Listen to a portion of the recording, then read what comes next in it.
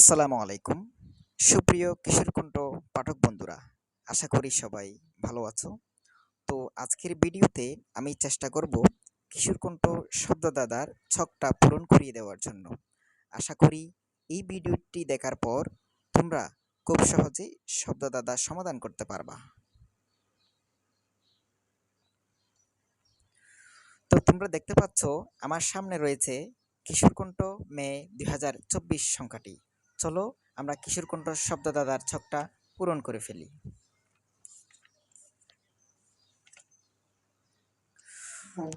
তো তোমরা দেখতে পাচ্ছ কিশোরকণ্ঠ মে 2024 সংখ্যার শব্দদাতাটি।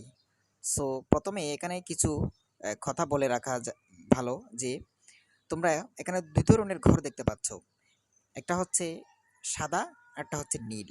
সাদা যে ঘরগুলো রয়েছে সেগুলো মূলত খালি ঘর, আর যেগুলো নীল ঘর রয়েছে সেগুলো কিন্তু ভরা, অর্থাৎ নীল ঘরগুলো পূরণ করার কোনো দরকার হবে না। সো এখানে তোমরা দেখতে পাচ্ছ 1 2 3 4 5 6 7 8 এভাবে কিন্তু ঘরগুলো মার্ক করা আছে। এর নিচে একটু যদি তোমাদেরকে আমি দেখাই, এখানে দুইটা হেডলাইন রয়েছে, একটা হচ্ছে পাশাপাশি আর একটা হচ্ছে উপর নিচ। এখন পাশাপাশি মানে কি পাশাপাশি মানে হচ্ছে যে ঠিক এভাবে শব্দগুলো তৈরি করতে হবে, পাশাপাশি শব্দগুলো তৈরি করতে হবে। আবার উপর নিচ মানে হচ্ছে উপর নিচে করে শব্দগুলো তৈরি করতে হবে। তো দেখা যাচ্ছে এখানে এক নাম্বার পাশাপাশি এক নাম্বারে লেখা আছে বিশ্বের প্রথম মানুষ। সো আমরা জানি বিশ্বের প্রথম মানুষ হজরত আদম আলাইহিসসালাম। সো এখানে আমরা লিখতে পারি আদম সরিয়া দ ম, ঠিক আছে। তারপরে আমরা এই জায়গায় পেয়ে গেলাম, 2 নম্বরে পেয়ে গেলাম একটা ম পেয়ে গেলাম। এখন আমাদেরকে এই উপর নিচ অর্থাৎ নিচে যে খালি ঘরটা আছে সেটা পূরণ করে একটা অর্থপূর্ণ একটা শব্দ তৈরি করতে হবে। সো এখানে উপর নিচ দেখা যাচ্ছে 2 নম্বরের মধ্যে যেখানে মুসলমানরা হজ করতে যায়। তো আমরা জানি মুসলমানরা পবিত্র মক্কা নগরীতে হজ করতে যায়। সো এখানে ম দিয়ে এখানে আমরা এটা পূরণ করে দিলাম, কয় ক দিয়ে আমরা এটা পূরণ করে ফেললাম মক্কা। আচ্ছা, 1 2 শেষ হয়ে গেল। এবার আমরা 3 নম্বর ইয়ার মধ্যে আসি, মার্কিংয়ের মধ্যে আসি। 3 নম্বরের পাশাপাশিতে বলা হচ্ছে 3 নম্বরে বাংলাদেশের যে বাংলাদেশ যে মহাদেশের অন্তর্ভুক্ত। তো আমরা সবাই জানি 3টা বর্ণের সমন্বয়ে গঠিত। এখানে 3টা ঘর দেখা যাচ্ছে। এশিয়া মানে হচ্ছে বাংলাদেশ এশিয়া মহাদেশের অন্তর্ভুক্ত। তো আমরা লিখে ফেললাম এখানে এশিয়া, এশিয়া। আচ্ছা, ওকে। এবার তুমি একটু খেয়াল করো যে 3 নম্বর উপর নিচের মধ্যে কি হতে পারে। তো 3 নম্বরে উপর নিচের ক্ষেত্রে দেখা যাচ্ছে যে একটি নামাজের ওয়াক্তের নাম। তো এ দিয়ে কি হবে? এ দিয়ে স্বভাবত দেখা যাচ্ছে এখানে এশার নামাজ। এই যে এশার নামাজের নাম এখানে আমরা লিখতে পারি। আচ্ছা, গেল। এরপর 4 নম্বরে আসি। 4 নম্বর পাশাপাশি কি আছে দেখি। পাশাপাশিতে 4 নম্বরে গিয়ে দেখা যাচ্ছে পালনকর্তা। তো এখানে স্বভাবতই বোঝার কথা না, পালনকর্তা মানে 2 অক্ষরের পালনকর্তা, তার মানে রব। আমরা জানি ববিন্দু র ব হয়ে গেল, তাহলে রব আমরা 2 অক্ষরের মধ্যে লিখে ফেললাম। এরপর 4 নম্বর উপর নিচ মিলাতে হবে। 4 নম্বরে দেখা যাচ্ছে দয়া বা করুণা। তো র দিয়ে দয়া করুণা কি মিন করে আসলে? র দিয়ে আমরা এখানে দয়া করুণার মিনিং করতে পারি রহম, র হ, এই যে এখানে ম দিয়ে দিলাম রহম। আচ্ছা, এরপর আছি 5 নম্বরে। 5 নম্বর দেখতে পাচ্ছ এখানে পাশাপাশি হওয়ার কোনো সুযোগ নেই, অর্থাৎ এখানে কোনো জায়গা নেই, কারণ 5 এই ঘরটার পরে নীল, কারণ এটা বদ্ধ। তারপর এই পাশে বদ্ধ। এবার নিচের দিকে আসি আমরা, উপর নিচ। 5 নম্বর ইসলামের দ্বিতীয় খলিফা। তো আমরা কি জানি ইসলামের দ্বিতীয় খলিফা হচ্ছে হজরত উমর রাদিয়াল্লাহু তাআলা আনহু। তো আমরা এখানে উমর লিখতে পারি উ ম গোবিন্দুর র। ওকে, আচ্ছা। এবার পাশাপাশি লিখতে হবে। 8 নম্বর পাশাপাশি পাশাপাশি কি লিখে যায় আসলে, কিভাবে মিলে যায় একটু দেখি দেখি। মাঝখানে একটা ম আছে, তার মানে 8 নম্বর যে পাশাপাশি আমরা যে শব্দটা লিখব সেটার মাঝখানে একটা ম আছে। আচ্ছা, দেখি। তো 8 নম্বর এখানে দেখা যাচ্ছে ইমাম হোসেনের হত্যাকারী।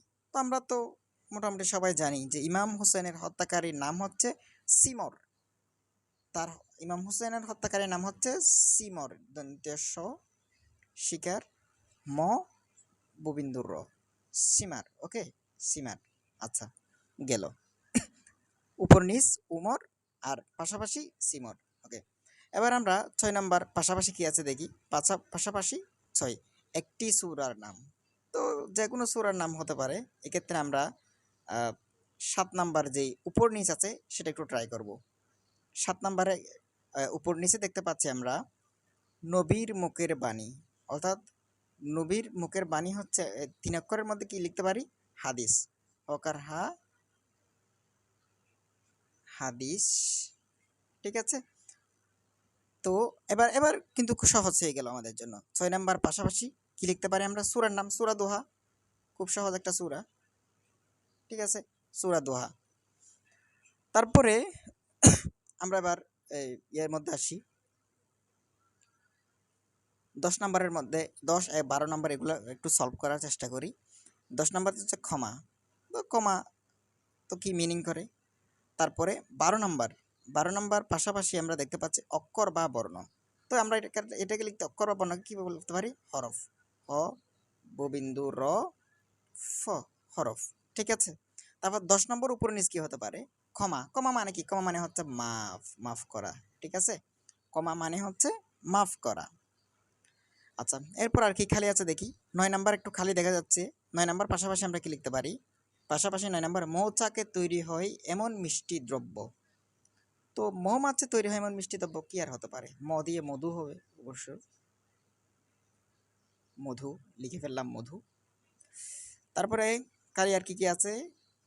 11 এবং 13 নম্বর। আচ্ছা, 13 নম্বর পাশাপাশি কি দেখা যাচ্ছে দেখি। পাশাপাশি 13 একটি আরবি মাসের নাম।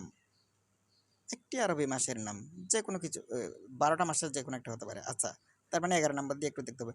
সূরা 3-এ উল্লেখিত একটি পর্বতের নাম। সূরা সূরা 3-এর মধ্যে ওই তুর পাহাড়ের বর্ণনা আছে। তুর, এই যে তুর, তুর লিখলাম। আর এখানে তাহলে তুর লিখার পর এখানে 13 নম্বর পাশাপাশি একটি আরবি মাসের নাম। আরবি মাসের নাম র দিয়ে রজব।